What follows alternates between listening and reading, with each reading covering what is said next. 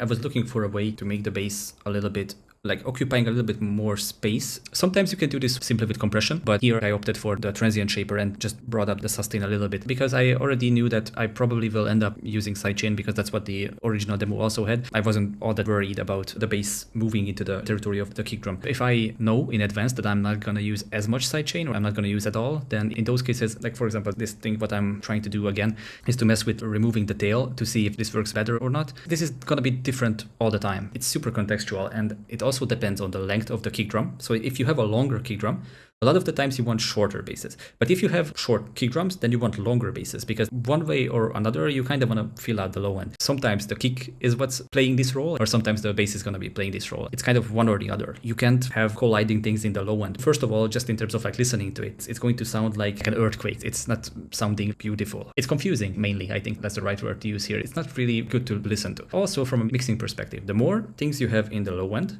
the less loud you can go later on. Loudness in itself is not really the goal, but how you know that you did a good mix is that you can push the loudness without losing quality. And what that means is that you've managed the low end right in most cases, because that's going to be the most problematic in terms of getting your loudness up to a competitive level, so to speak.